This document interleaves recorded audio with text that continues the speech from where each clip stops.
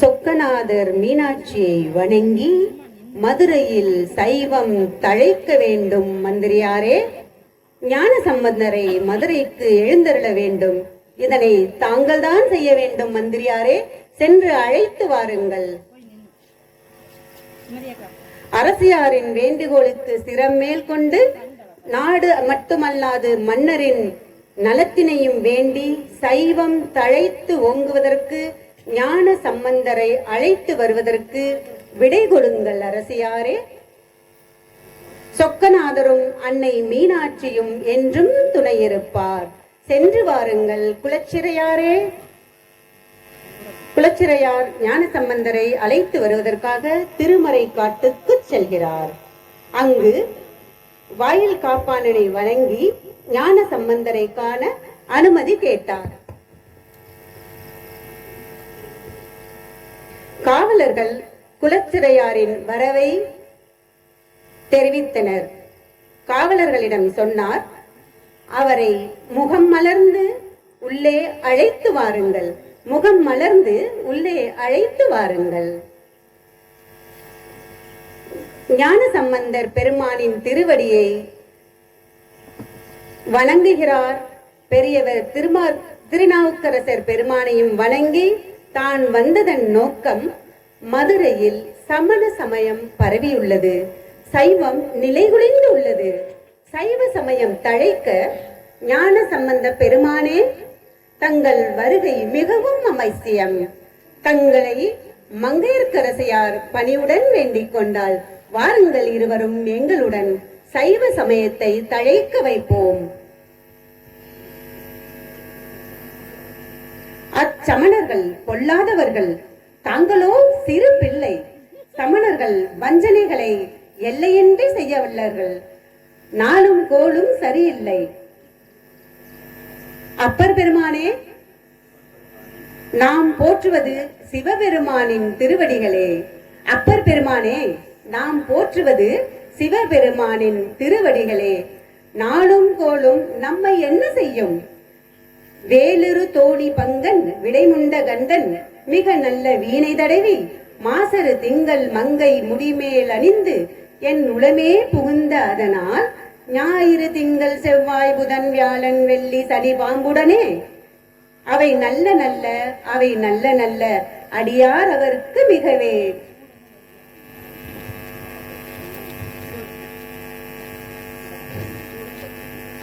குலச்சிறையாரே, நீர் கவலை விடும்.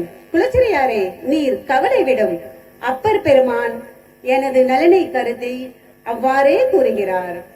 மதுரையும் பதியில் சைவம் தழைத்து ஓங்க வேண்டும் என்று சொக்கநாதரும் அன்னை மீனாட்சியும் விரும்பியதால் அடியேன் தங்களுடன் மதுரைக்கு வருகை தருவேன். அடியேன் தங்களுடன் மதுரைக்கு வருகை தருவேன். மூவரும் மதுரைக்கு புறப்பட்டு செல்கின்றனர்.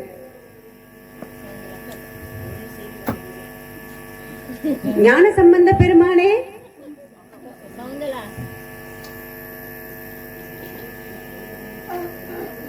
ஞான சம்பந்த பெருமானே, தங்கள் திருவடி மதுரையம்பதியில் பதிந்தவுடன் அடியேனுக்கு நம்பிக்கை வந்துவிட்டது. மதுரையம்பதியில் சைவம் தழைத்து என்றும் சொக்கநாதரையும் மீனாட்சியும் வணங்குவோம். தங்களின் வருகை நல்ல வருகையாகவே அமையும் என்ற நம்பிக்கை வந்துவிட்டது. ஞான சம்பந்த பெருமானே,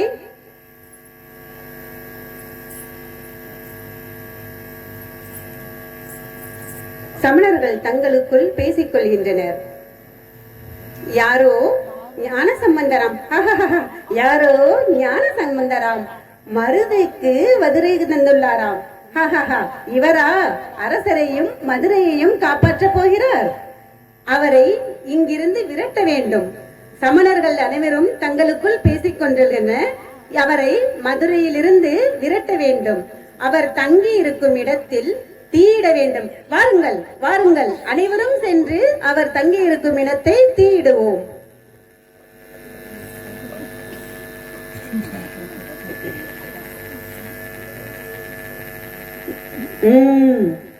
அதுவே மீனாட்சி சுந்தரியின் ஆசை என்றால் அப்படியே நடக்கட்டும், ஆகட்டும் ஆகட்டும்.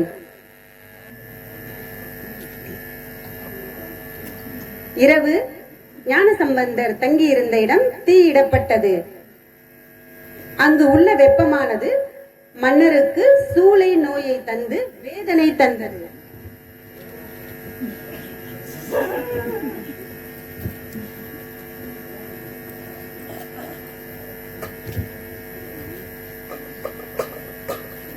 மன்னரின் உடல்நிலை சரியில்லை, மிகவும் ஆபத்தான நிலையில் உள்ளார்.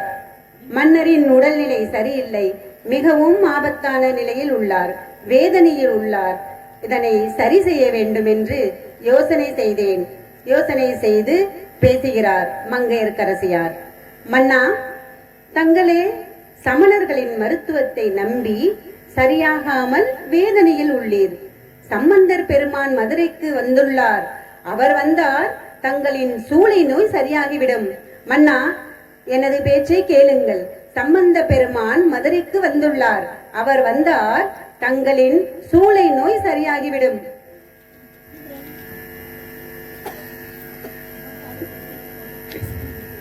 என்ன இது, ஒரே வேதனையாக உள்ளது.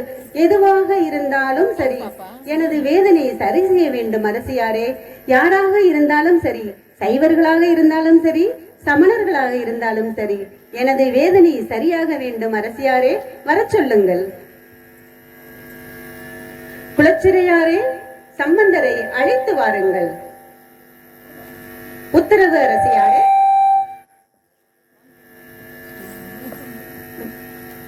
வந்தவுடன் மன்னனின் வேதனையை சொக்கநாதரும் மீனாட்சியும் சரி செய்ய வேண்டும் என்று தீயில் இடப்பட்ட சாம்பலை எடுத்து வந்து திருநீற்று பதிகம் பாடி பூசினார். திருநீறு பூசிய பகுதி சரியானது. மன்னன் நலமடைந்தார்.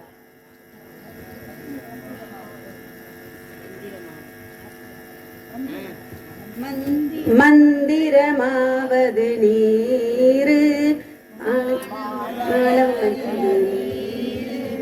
சுந்தரமாவது நீரு துளிக்கப்படுவது நீரு தந்திரமாவது நீரு சமயத்தில் உள்ளது நீரு. நிறுத்துங்கள் நிறுத்துங்கள் நிறுத்துங்கள் நிறுத்துங்கள். என்னது, உங்களுடைய மாயாஜாலம் வேலை செய்யாது. நிறுத்துங்கள் நிறுத்துங்கள்.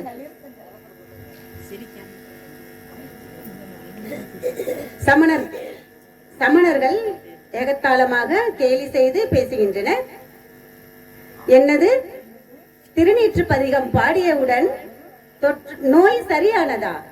இதை எப்படி நாங்கள் ஏற்றுக்கொள்ள முடியும் என்று சமணர்கள் மன்னனிடமும் சம்பந்தரிடமும் வாதம் செய்தனர். போட்டிக்கு அழைத்தனர். நாங்கள் வாதம் செய்வோம், அனல் வாதம் செய்வோம், அதில்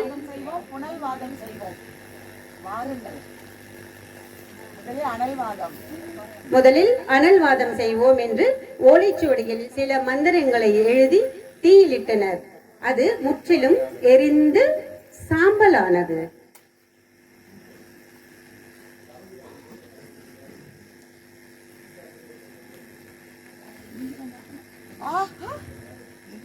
இது என்னது, நாங்கள் போட்ட ஓலைச்சோடி அனைத்தும் எரிந்து விட்டதே. சமணர்கள் திடுக்கிட்டனர். அடுத்ததாக ஞான சம்பந்தரை அழைத்து போட்டிக்கு அழைக்கின்றனர். அவர் ஞான சம்பந்தர் ஓலைச்சுவடியில் திருநள்ளாற்று போற்றும் தீந்தமிழ் திருப்பதிகம் எழுதி தீயில் இடவே அது பச்சை பசல் என்று மாறியது. அதுவே பச்சை பதிகம். இதனை பார்த்த சமணர்கள் வியந்தனர். ஆகா, என்ன இது ஆச்சரியம்!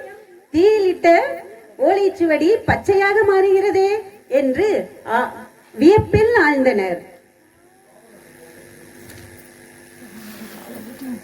போகமார்ந்த பூண்டு முனையால் தன்னோடும் பொன்கமலம் பாகமார்ந்த பைங்கன் வெண்ணேற்று அண்ணல் படிமேற்றி ஆகமார்ந்த தோளுடையன் கோவன ஆடையின் மேல் நாகமார்ந்த நம்பெருமான் மேயது நல்லாரே என்ற பதிகத்தையும் பாடினார் அவர்கள்.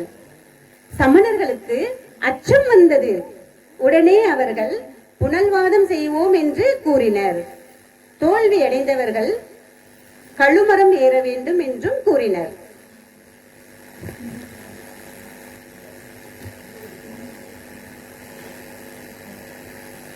ஞான சம்பந்தரோ ஆகட்டும் என்று செய்தார்.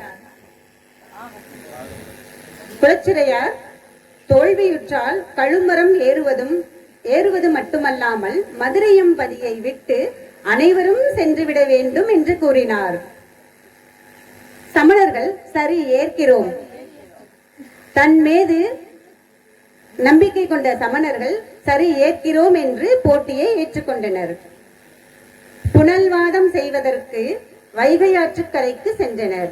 எழுதிய ஓலைச்சுவடியை தண்ணீர் ஆற்றில் விட்டனர். அது அடித்து செல்லப்பட்டது. சமணர்களுக்கு பயம் ஏற்பட்டது. ஓலைச்சுவடியில் பதிகம் எழுதி வைகை ஆற்றில் இடும்போது சொக்கநாதரையும் மீனாட்சியும் நினைத்து இட்டனர். அவை அடித்து செல்லாது அழியாமல் இருந்தது. புனல்வாதத்தில் ஞான சம்பந்தரே வென்றார். சமணர்கள் செய்வது அறியாது சமணர்கள் செய்வது அறியாது மன்னரும் நம் வசம் இல்லை என்று பதறினர். பதற்றமோ அதிகரித்தது. அவர்கள் மனதிலும் முகத்திலும் ஒரு குழப்பம் நமக்கு தெரிந்தது.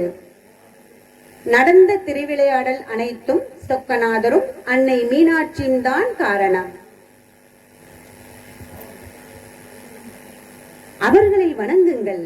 பாண்டிய மன்னரே, மதுரையில் திருநீரும் சைவமும் எங்கும் பரவற்றும் என்று கூறி பல்லாக்கில் ஏறி அமர்ந்தார்.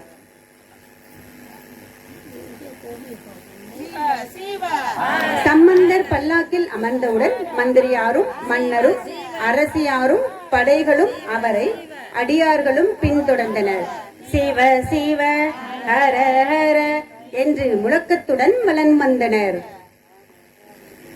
சரி செய்த சமணர்களை கழுமரம் ஏற்ற வேண்டும் என்று சமணர்கள் கழுமரம் ஏற தொடங்கினர்.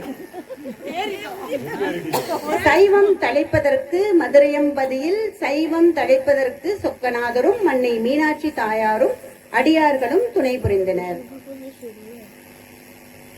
இங்கு அழகிய அந்தமானில் மாணிக்கவாசக தவச்சாலையில் எழுந்தருளி அருளாசி வழங்கிக் கொண்டு இருக்கும்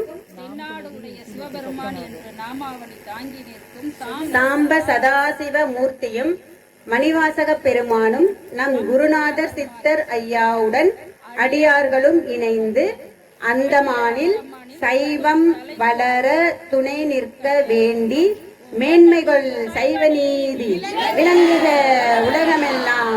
மேன்மைகள் சைவ நீதி விளங்குக உலகமெல்லாம். விளங்குக உலகமெல்லாம். நமசிவாய.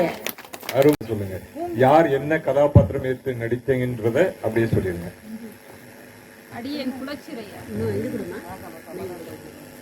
பேர் சொல்லி கதாபாத்திரத்தினுடைய பேர் சொல்லி. அடியேன் பெயர் மீனாட்சி. அடியேன் குலச்சிறையார் என்ற கதாபாத்திரத்தில் நடித்துள்ளேன். அடியேன் பாரதி திருநாவுக்கரசு என்ற கதாபாத்திரத்தில் நடித்துள்ளேன். அடியேன் இந்திரசி நெடுமாறனாக கதாபாத்திரத்தில் மன்னர். அடியேன் உமாராணி மங்கையரசி இந்திரசி நிர்மானுடைய மகாராணியாக நடித்துள்ளேன். குருசாமி என்ற விஜய் ஞானசம்பந்தர். தாங்கள் சமணர்கள் திருமதி அம்மா சகுந்தலா